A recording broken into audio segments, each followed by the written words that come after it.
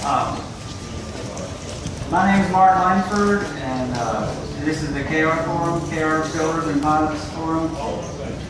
If it isn't, you're in the wrong building. Exactly. Well, you're right. I could be in the wrong building. That would help each other. So I thought I would talk about a few things, and we'll open up to questions and answers, or you can ask me at any time. If I start talking about something, raise your hand and ask a question. That's fine. How many people are here that don't know really anything about KRs, but came here to learn something about it because you're somewhat interested in it? Okay, so three or four of you. I'm going to go through some things early on, the first part. Let me tell you this, because if you get bored and decide to leave, there's a website you can go to learn all about KRs. And you can probably remember this, but it's called krnet.org. www.krnet.org. And there's also a newsletter, well, it's not, an email group that's called KRnet, the email group. And that krnet.org tells you in the first paragraph how to sign up for the email forum. Well, it's not really a forum, people call it that, but it's basically just an email list. And that email list, the way it works is you send out an email and about 750 KR builders and pilots get that message, and then can reply back to you if you have a question or something like that.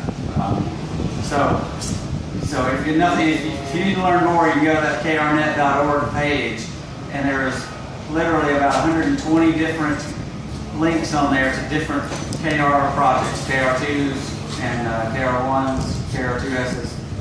So I'll go over, basically the deal with the KRs, there's three of them, KR1, KR2S, KR2, and KR2S. The KR1 is a single seater that Ken Wren designed, and Stu Robinson back in the very early 70s. And it became so popular that they were asked to do plans for those, so they made plans. And then of course, people wanted a two-seater, so they did a two-seater. And then later, after Ken died just a few years after that, and a few years later, the KR flying community had made so many modifications to the KR2 that and there were good improvements like extra length and a different canopy and all that sort of stuff, more powerful engines. And so the KR2S was born basically out of the group changes that had been made that really made the most sense.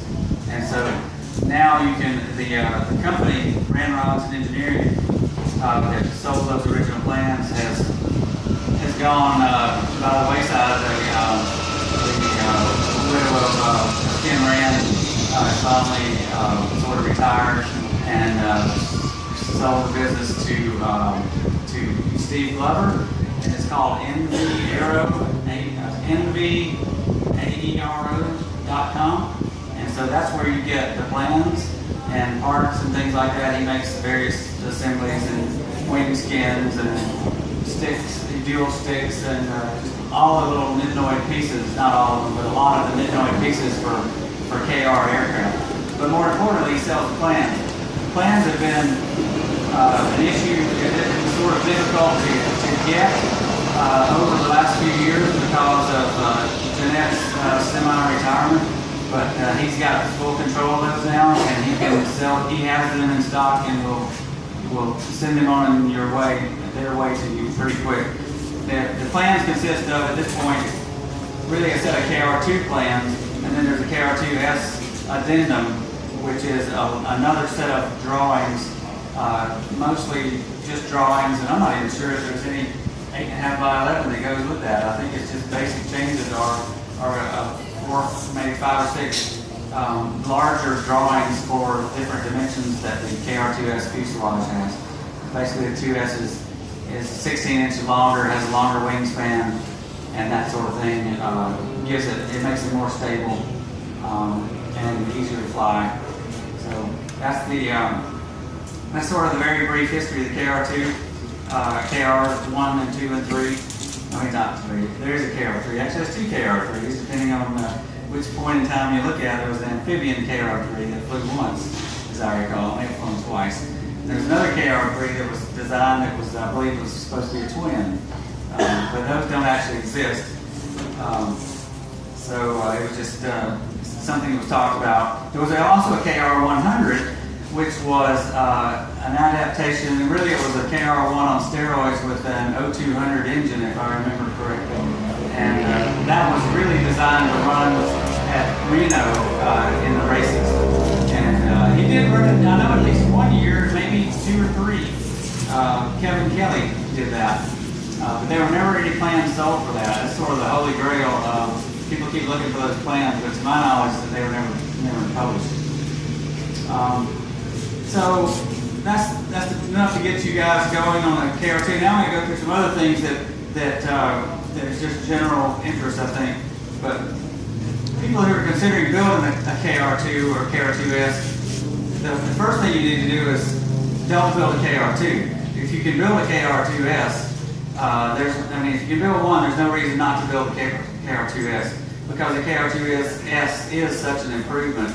It's a little more material, it's a little longer, it weighs a tiny bit more, but just the layout of it, the increased tail volume, the larger horizontal stabilizer, rudder, elevator, and I think I named them all, elevator, I got them all. All that it lends a lot more stability to the airplane, and the cost of building one over the other is essentially the same, except for the difference in the cost of the plans. The KR2 the stock KR2 has a bubble canopy on it that's kind of difficult to see out of. Your visibility is limited, whereas one of the new improvements to the KR2S is that it has more of a dragonfly-like canopy that gives you more room. It's larger, it goes down further on both sides, and it gives you increased visibility. And that makes a real difference whether you're taxiing or flying or landing. That canopy, having flown with both, I can tell you there's a huge difference in the visibility between those two canopies. And it's on my list of things to do if I ever get there, is to put a I built KR2S first. I put 1,130 hours on it, and then I bought a KR2 that I've been flying now for 200 hours. And the main reason I bought the KR2 instead of trying to buy another 2S was to quantify the differences between the two. And they're pretty substantial. There is a real difference between a KR2 and a KR2S. There are things you can do to a KR2 to make them more KR2S-like, though, one of which is put the larger canopy on it, either a KR2S canopy or something like a Dragonfly. There are various canopies that fit on these planes. I mean, Larry has a Pulsar canopy on his. Fixed windshield, portion of a broken Pulsar. Yeah, so he's got pieces of canopies that he made his out of. His has the windshield is a fixed part of a Pulsar canopy. There are other pieces that are sort of flat track. You can see the two out on the line. Yeah, that's another thing. After this is done, we're the three of us. There are 3 KRs here that I know of. Mine, Larry, and Rob Schmitz. And I assume you're going to go out with us, but they're all 3 lined up on row number 361. And that is basically right in front of Home Builder headquarters, but about 2 rows that way. So 2 rows south. But they're on the very end, those 3 KRs, those 3 things are KRs. And we'll stand out there and talk with you until one of us has a heat stroke. But we don't mind talking about them, you know how we are. So another thing you can do with a KR2 is you can add on to the elevator, or not the elevator, you don't want to mess with the elevator. You want to add on the horizontal stabilizer and just add some length to it. And you can do the same with the vertical stabilizer. And that gives you more tail volume on the plane, makes it a little more stable. It's not as good as extending the whole length of the fuselage like the KR2S did, but it's a step in the right direction. And so you can just simply sand down the fiberglass and add on some more foam and glass. Carbon fiber would be better because it's stiff. You're not going to have a spar in there. But you can add, I know it's been done, 6 inches of carbon fiber, about two layers of it. And that gives you much more horizontal stabilizer, and it decreases the pitch sensitivity that the KR2 is famous for. You can buy KR2s. They come up for sale on a fairly regular basis. And I think at any given time you can probably find one or two on Barnstormers, I would say. KR2S's are very rarely sold though, because once you get one, you want to hang on to it, and so you don't really find those very often where people sell them. Given the fact that it takes, on average, I'd say on average, it probably takes 3,000 hours to build one of these. I think, Rob, you build yours in about 2,000 maybe? 1,500. 1,500. So maybe I'm over, maybe I should say 2,500.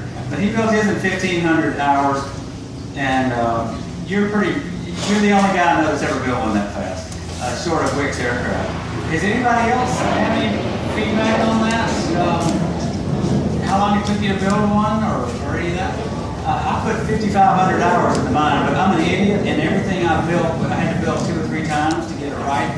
So I'm sort of the exception, and there are a lot of people who are that way, who just want to, building is almost as important as flying. Yeah.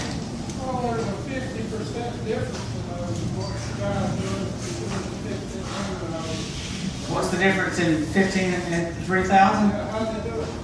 Well, for example, Rob doesn't have wheel pants on his yet. There are a lot of things that, Simple interior, no wing tanks, no flaps. Yeah, if you can build a basic airplane by the plans, I have no doubt that it could be done in 1,500 hours. But you'll probably want to do more. Mine, some people would probably say, has everything but the kitchen sink in it. I made mine to really go places and fly. Rob does the same thing. Obviously, he flies in here from Kansas City every year. So I would say, I think the plans say that you can build one in 700 hours. Is that right? Don't believe that. I mean, I just don't see that ever happening. But 1,500 can be done, and then you can fly the thing, and then you can continue to work on it. You can add wing tanks later. You can add wheel pants later. You can do other things. So it also depends on how much of a scrounger you are, and whether you build see, I built the engine from scratch. That didn't exactly happen overnight. You just bought yours, bolted it on. So it can be done in 1,500 hours. Sorry, that was, I guess my impression of it. But I think 2,500 is probably a more typical time for most people. You think that's reasonable? What most people have spent? Because you probably want more than just a header tank, which I don't know of any. I think I've seen one that could handle 24 gallons, but there couldn't have possibly been any room for instruments on top of that. And another thing about the specs on the KR, they talk about in the original literature that it has a 200-mile-an-hour top speed, and its stall speed is 52 miles an hour. Actually, I've seen 50 and 52. Empty weight is something like 550 pounds or something like that. There's a lot of specs in there, and trust me, there is not a single airplane that can meet all of those numbers.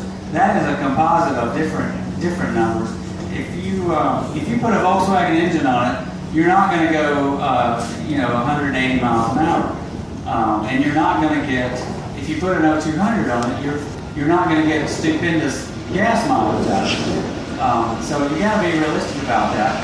I ran a Corvair engine on my KR2S, and it is a very efficient airplane. I'll say that.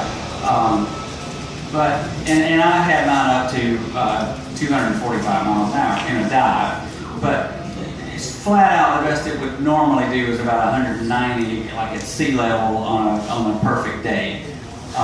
More typical was about 180 something, depending on what time of year, the temperature, and all that sort of thing, and wind altitude, of course.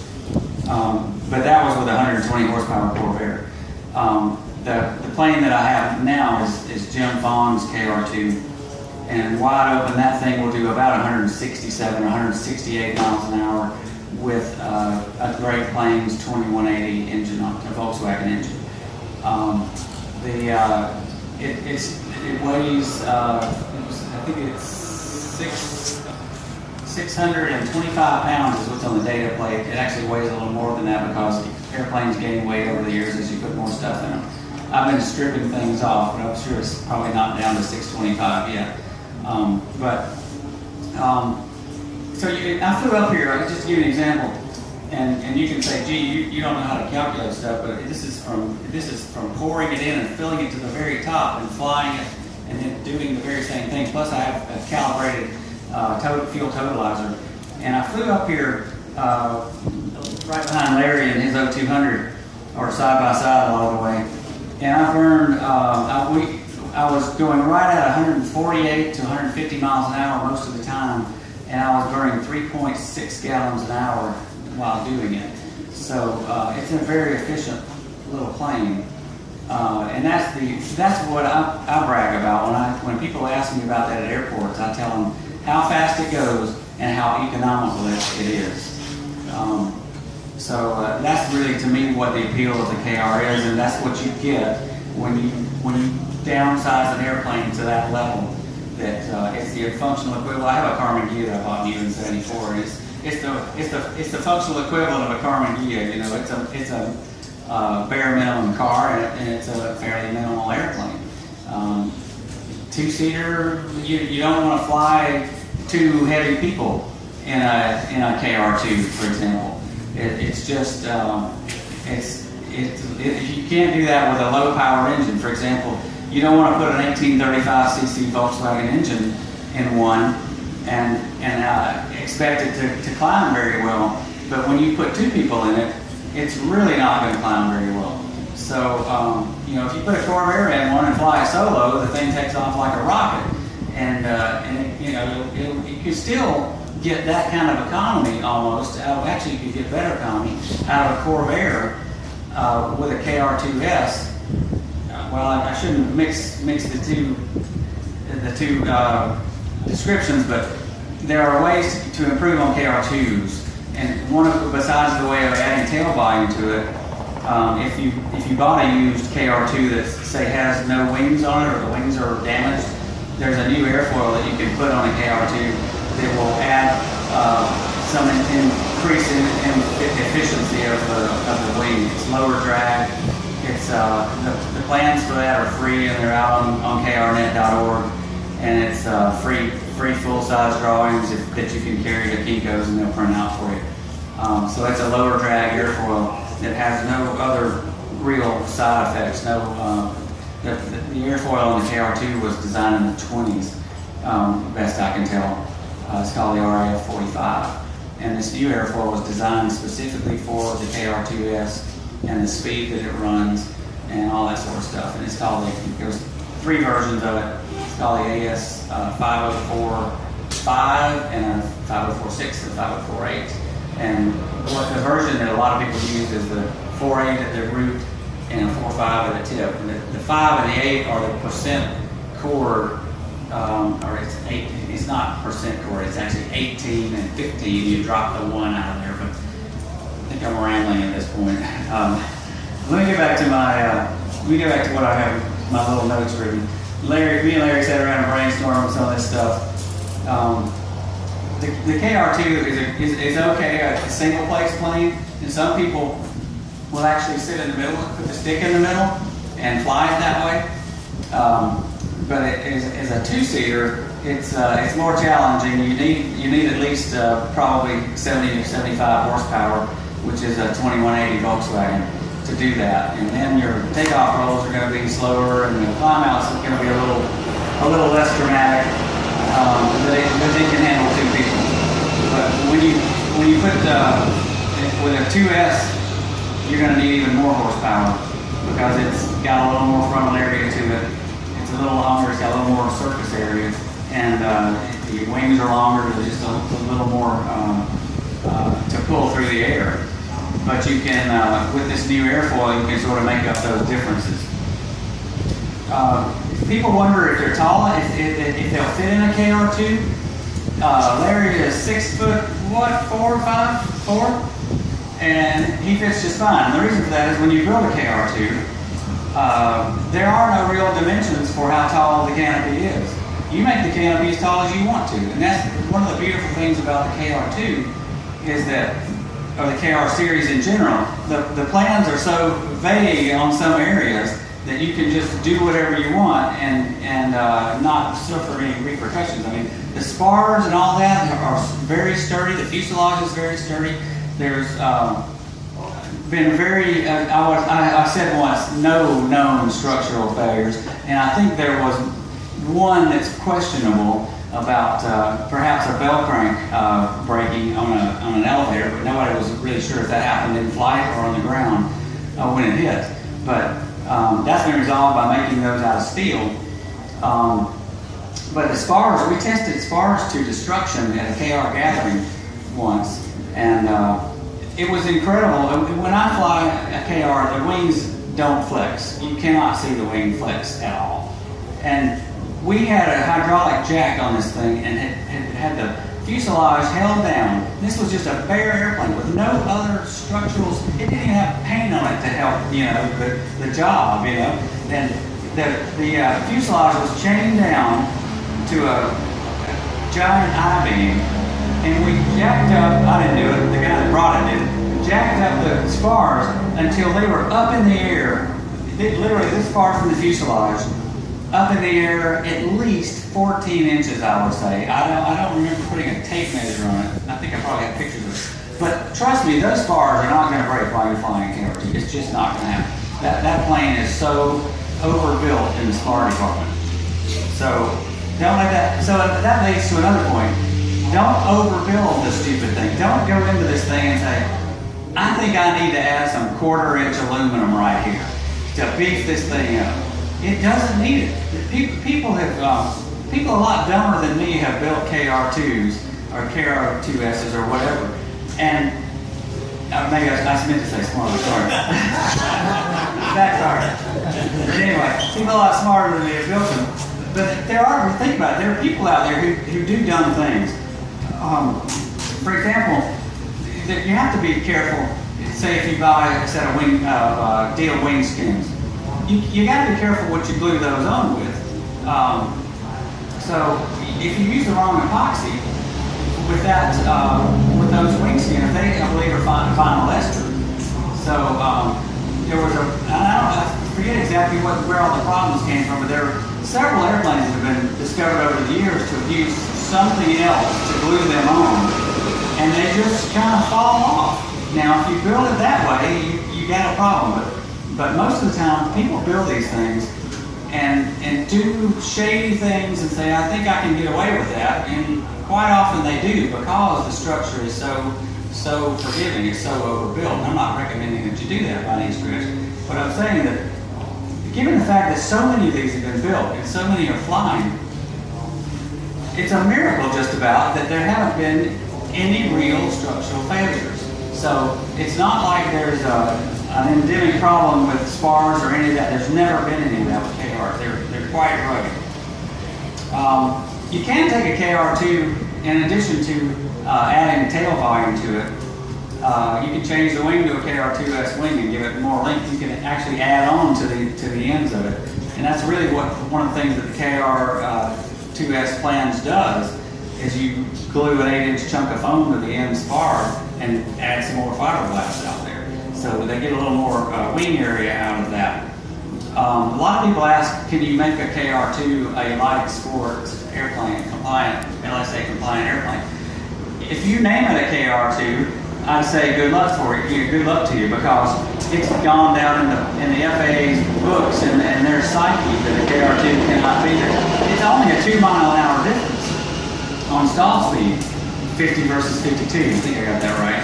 It's a very minor difference. So adding another few inches of wing, certainly another foot on each wingtip, would get you there if you maintain the same gross weight rating that the stock KR2 had. You can't add a foot of wing to a KR2S. and add 500 pounds more and call it a light sport, that's not going to work. It's a very simple formula that involves the lift coefficient of the airfoil and the speed is what falls out of it. That's your stall speed.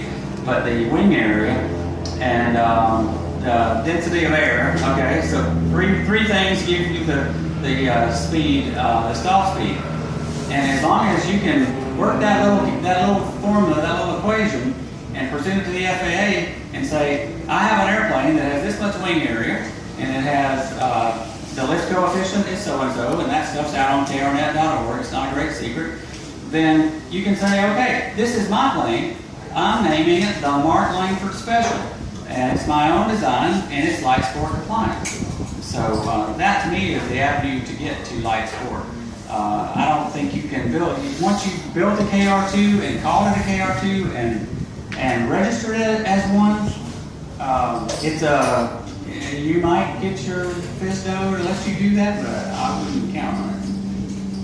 So that's my answer to, is it a light sport? Yeah, if you name it something else, add some more wing area, keep it very light. So that's the secret to me. Okay, there are a few things you absolutely ought to do if you build a KR of any description, whether it's KR2 or KR2S. A lot of people think, oh, I'll buy a KR2S and it won't have this problem of being very narrow for passengers and for the pilot and passenger. There's only about, if I remember correctly, about 37 inches at the shoulders across the inside where your shoulders are. And there's a couple of things you can do. One is bend the fuselage differently so that the widest part of the fuselage is at your shoulders and not up by your knees. Your knees don't need a whole lot of room because your knees are busy operating the rudders and the brakes. So where you really want the wide spot is at your shoulders and your butt, which are about the same place more or less. And so that'll give you enough room. It'll give you another maybe inch and a half. And another thing about the KR plans is and the whole method of construction, which is spruce, just 5/8 inch spruce just about everywhere except for the spars, and then plywood. And so the easy thing to do is simply make the fuselage wider.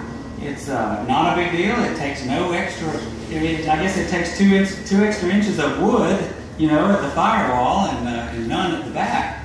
But it costs no more to make the thing wider, and all of a sudden now it's a comfortable, usable airplane that two people can fly in. If you've got a big enough engine to deal with that. Now, Rob's probably thinking, give me that microphone for a minute, because he has flown from Kansas City with his mother, I know. He flies Young Eagles all the time. How many Young Eagles have you flown? 70 or 80 by now. There you go. So I'm standing up here telling you it's not really a successful two-place plane, and yet he's done it, and he's flying a Volkswagen. So I'm thinking, I fly out of a short runway, and I like to get off the ground in a hurry, and I've had enough issues that I want to get my altitude and get it quick. So that's where I'm coming from. Most people don't have that problem, so there's really nothing wrong with a Volkswagen engine in a KR2. Not just a Volkswagen, but what you don't want to do, I think, is put a 1600cc engine in one, or an 1835. An 1835, if you're going to have a single-seater and never carry a passenger and you're not a very heavy person, that's great. If you're going to do anything else, you need a 2180 Volkswagen. Great Plains sells those, as well as RevMaster. And I should mention that we have Marty Roberts here somewhere. Where's your? Oh, there you go. And he brought some catalogs of Great Plains. Everything Great Plains has, they're free. So get one. You probably got more than just those 4 or 5 there, right? Yeah. So right now I'm flying behind the Great Plains engine, and it's fine. It's really fine. But I don't carry passengers. I just don't want to carry. You probably flew with your life. Yeah. I'm on a high altitude strip, 47. Yeah. Normally I'm running about almost 7,000 density altitude. And that works. And I've got the 2100D, and I can still climb at 700 to 800 feet a minute. Really? So this is Kim Neubauer, and he's got a 2180 powered KR2 that he showed up at the gathering last year with. And he, if you couldn't hear what he just said, he flies out of a density altitude strip that's about 7,000 feet in Colorado. And he flies his wife all the time, and they climb out at like 700 feet a minute. So that's reasonable. It's a 2,600 foot strip. 2,600 foot strip, which is exactly what I fly out of. Yeah. So it's doable. Don't let me cast any doubts here. Sorry. It's doable. Yeah. Okay. So let's see what else is on the list here. If you have the retract gear on it, I think it's universally accepted that that's not a good thing. They're bad about folding up, and almost everybody says, "Oh, I'll work around that." They came out with various latch locking systems, and they work to some extent. But the biggest issue with those is in order to retract the gear, you have to lean forward up under the panel almost in front of the spar to pull that lever up. And there's a big CG shift when you do that. And if you're not paying attention, the plane's going to do this. So it's just fixed gear. Dan Deal came out with some fixed gear that, by all reports, was every bit as efficient as the retracts, if you can believe that, as long as you put wheel fairings on them. And the weight was actually less, if I remember correctly. Yeah. Mark, I did the first year. Yeah? And I increased about 5 miles per hour. And never had an issue with it. Yeah. And we dropped this line. We dropped it 10 foot. Dropped to what? We dropped my airplane in 10 foot. Yeah? Make sure that gear would hold it. No problem. Yep. So what Marty said, Marty's a KR guy from way back. He was the guy that used to, a lot of us got our first ride in a KR from Marty at KR Gathering. He was Mr. Nonstop, hop in, I'll take you for a ride, and it was a pretty dang good ride from all accounts. But he was just talking about the gear. The retract gear is you save 5 pounds by going to the fixed gear, and you picked up how many miles an hour? 5. 5 miles an hour. So that's a viable thing, and you don't have to worry about putting your gear down anymore. He said his was tested from 10 feet, dropped it from 10 feet. I personally have dropped in on that very same gear with my very first landing, and I put 5.5 G's on the gear. Actually, it was more than that for the airplane, because my plane weighed more than what a KRT was supposed to weigh. So I had a G meter on the panel, and it read 5.5 G's. So it's been tested more than once. Let's see what else. You can build this thing into either fixed gear or tri-gear, and all the usual caveats apply. If you build a tri-gear, it's going to be more stable, easier to land. How they straighten themselves up on landing and takeoff and all that. There is, in my mind, at least a 5 or 6, 7, 8 mile an hour difference in speed, top speed, because of the propeller sitting there blowing. First of all, you've got a big honking wheel out there instead of a little tail wheel on the back, and so you can do it either way. It's very easy. You just take the mounts off from the front and put them on the back of the spar. It's not a big deal, except that you have to buy a nose wheel, and that's not an inexpensive proposition compared to a tail wheel. So those are the two big trade-offs that I can think of.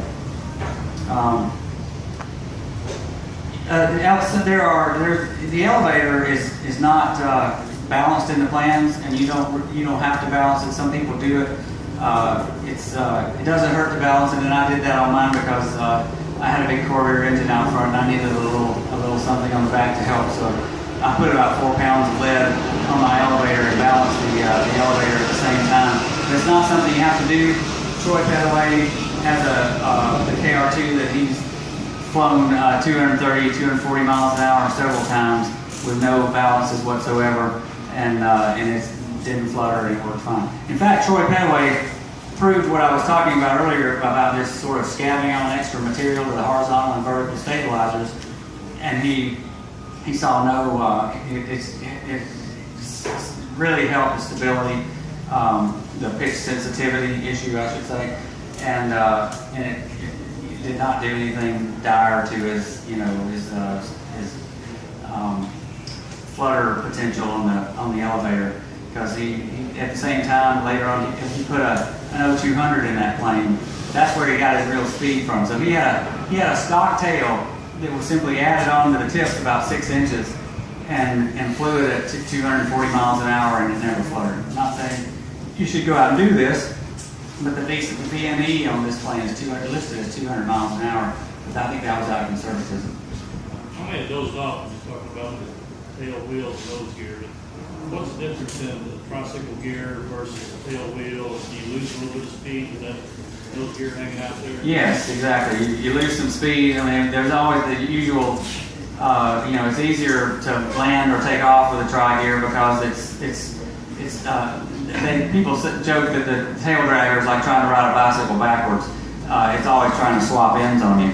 And you don't have that problem with a tricycle gear plane. It's more stable, but the penalty is first you got to spend $400 or $500 for that front nose wheel itself. Is that an accurate number for how much that thing costs? A little bit more. Okay. For the whole setup, it's probably around 6, maybe even 8. What, just for the nose wheel itself? Okay, yeah, so that thing is fastened to your engine mount. That's another downside of it, really, is it complicates your engine mount installations, carburetors, all that sort of stuff. It kind of gets in the way there. But you know, on the other side, usually costs a little more to insure a tail dragger than it does a tricycle gear plane, because they're more likely to have the landing incidents and that sort of thing. So You don't chew up props. don't chew up props. Yeah, that's probably true. Yeah, I mean, chew up a few props. That's a good rule. It wasn't true in my case. Yeah, he's got a tri-gear and he chewed one up. So, okay, I'm going to try to finish up my little list and then we'll entertain questions unless somebody wants to talk about it. Ask a question now. Could you mention a little bit about that old fuel tank that you burn car gas in and clogs up your fuel line? Okay, so I'll just give you what little I know about. Actually, I did know something about it. The question was about fuel tanks and I think auto gas compatibility. Is that right? Yeah, because I wanted to rewrite the name of the epoxy and the stuff you use to make the tank, because I had it happen to me. So normally, if you want to really, the thing about auto gas, you really don't know exactly what's in it. The rules as to what can be put in auto gas are pretty wide open. I bought some auto gas once that smelled like something entirely different, and it was ethanol free, which is why I bought it. But it smelled like fuel oil or something. And there's what's called plug gas, that where they ship gas through pipelines, they have plugs that they put in between a load of, say, diesel or a load of ethanol-free fuel. And I think these really low-rate stations that sell really cheap gasoline, and some of which sell ethanol-free gasoline for cheap, the reason they do that is because they bought it for cheap, because it's basically polluted, with something else. And I've had this stuff eat rubber fuel lines, just dissolve them in a matter of days. So first thing is make sure that the fuel you're putting in it is a brand name fuel. I ran at least 5,000 gallons of raceway gas through my airplane. I have a raceway station on the way home from my house, and that's what I would stop and fill up 5-gallon cans with. And that's all I ever put in. If you do it for 100 hours, you say, okay, so far I'm so good. You keep going, and eventually you've done 5,000. So I ran 5,000 gallons of fuel through this thing. That's not mine, but I'll pick that one up. But one of the things that I shouldn't even admit to was that I have a drain on my header tank, one of those quick drains where you push it up in there. And in the process of curing the epoxy in my tanks, I don't know how it happened, but that thing is seized shut. It would not open. So I never had the capability of draining water out of my tanks for a long time, except for the drain in which is the lowest point of the system is the fuel, except when you're sitting on its tail. But I never got a single drop of water out of that thing, condensation or anything else. And I know everybody in here says, you are so lying to me, but I never did. And I never got anything out of the filters. I had 2 filters in line. The only thing I ever got out of the filters was the little hairy stuff that you get out of the nylon fabric coated hoses that I created when I screwed the fittings on the ends. So car gas can be pretty clean. On the other hand, avgas supposedly goes through the same filtration and stuff, but depending on what airport you get it from, it may have sat in the tank. You don't know how long it's been there. I'm a big fan of auto fuel, but it has its downsides, one of which is vapor lock. And back to the epoxy question, the epoxy that's made to vinyl ester is it's not actually an epoxy, it's a vinyl ester resin. Technically, I don't think it's an epoxy.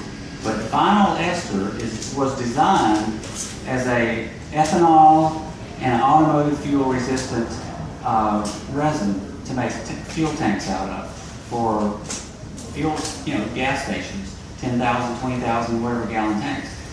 And so that stuff is not like absolutely guaranteed to be ethanol or MOGAS compliant, but I've never had a problem with it. Like I said, I ran 5,000 gallons through my tank. You could take something hard and wrap on the bottom of it, and it was still hard. It was solidified and everything. Some people have. I know that just about any kind of epoxy you put in there, you are flirting with disaster. Even if it's air epoxy, safety epoxy, there's several others. I've heard too many stories about those dissolving and ending up in your inlet, and you're in a bean field somewhere, before it's over. Yeah. I used the West system on the whole airplane. I built my fuel tanks out of it and everything. And one of the things I did when I built the wings first for my airplane, from the main wing. But as I was having little scrap pieces, I had a small glass jar, and I had just regular auto fuel in there. I would take these chips of these fiberglass pieces and stuff, that epoxy, and some of them sat in there before I got 8 years it took me to build that airplane.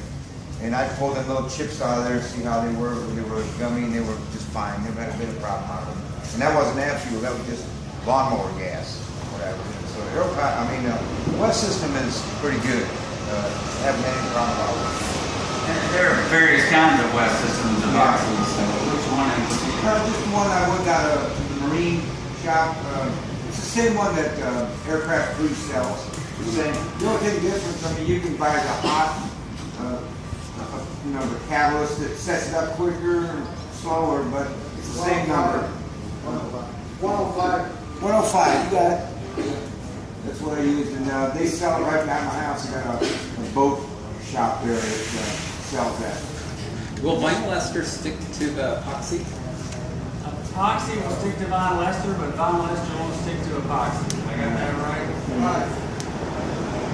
It'll stick to it if you grind it up and get it real rough. It'll adhere to it. If you get it, it'll stick to it on a just anchors. Yeah, a physical level, but you got to get it down to fiberglass to really get some serious structure out of it. But for what we're doing, we're not talking structure. We're just talking about stay there long enough to coat the bottom of the tank. Yeah, you test it like that, and if it was going to have an effect on it, I think, like I said, it took me 8 years, and I know some of them chips were in that jar for over 8 years.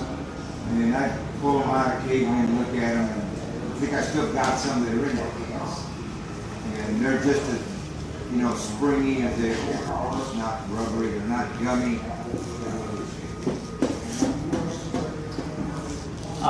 Anybody else have a question? Heads and cooling.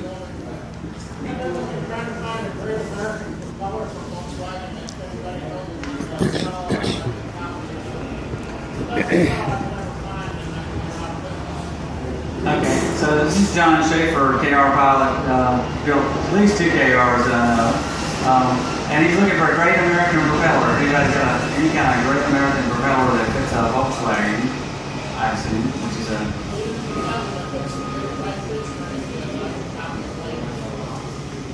yeah, even if it's got one blade messed up, you can probably do both blades and make yourself a new propeller. I'm going to mention the forum Yeah. or the gathering.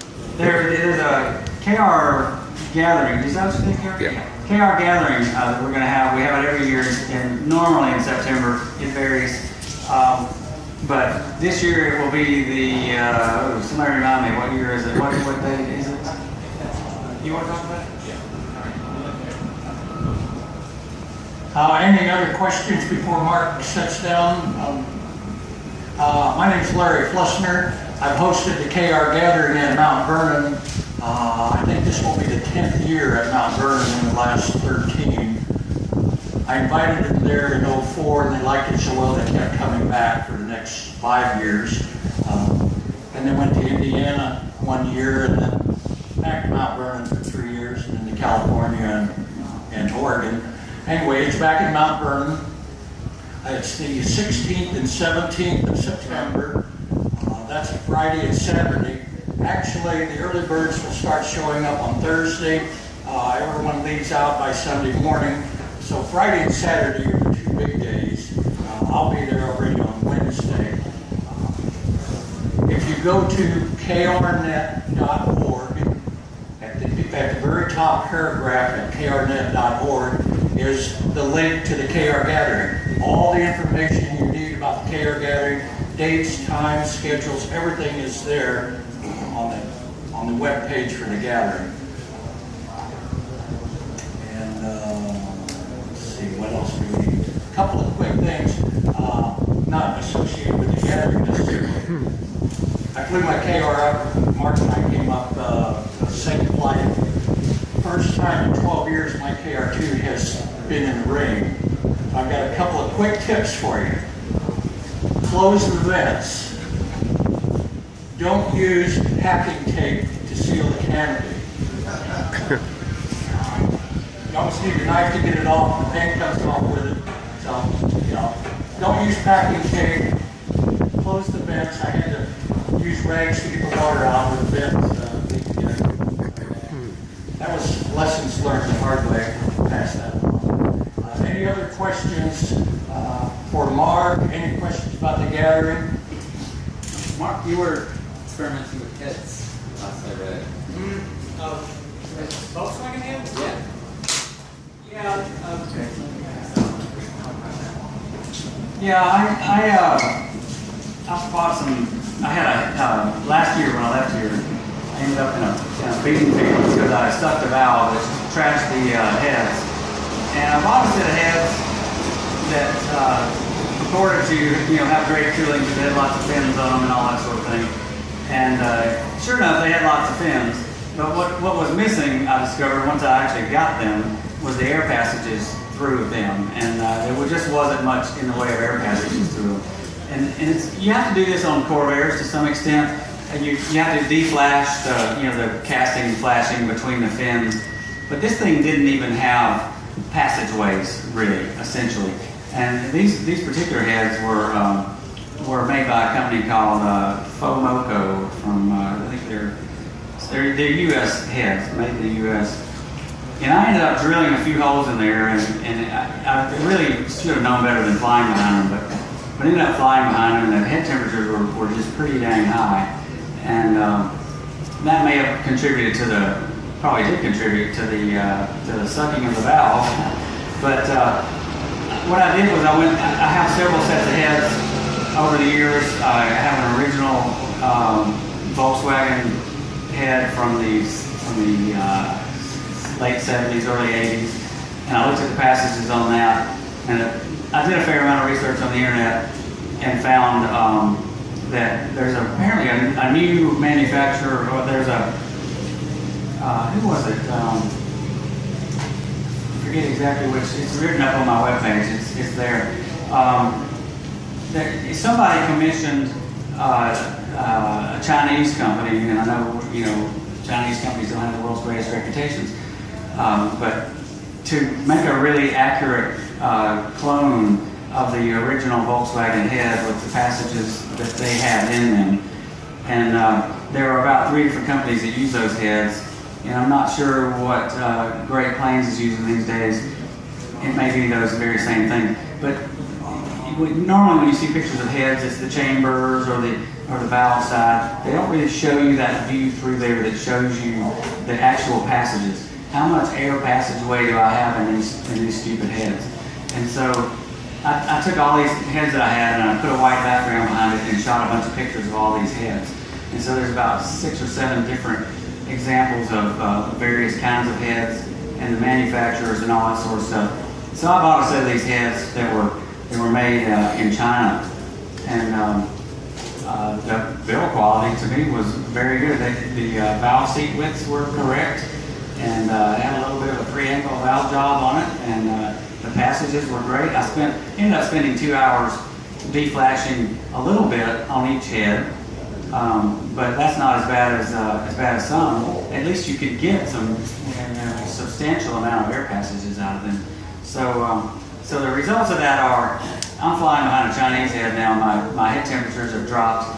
Unfortunately, I also replaced all 4 of my thermocouples at the same time. So I can't really give you exact numbers for how much of a difference it made.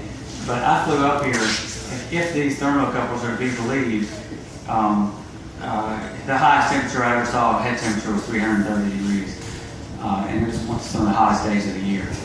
So there's huge air passages in these things, and there's a lot of air going through them. And I think last year I was whining about how hot my engine ran, and this year I can tell you that it runs pretty damn good. So make sure your thermocouples are in good shape. They're very delicate little things, especially if you put them under the spark plugs. It's real easy to twist them. I have CHT's probes on all 4 heads, on all 4 spark plugs, and they're all, that was the highest of the 4, was 330. But like I said, on my webpage there's all these pictures, and you can look at them. You can judge for yourself which ones look like they have the most air passages, and there are at least 3 different companies that sell those.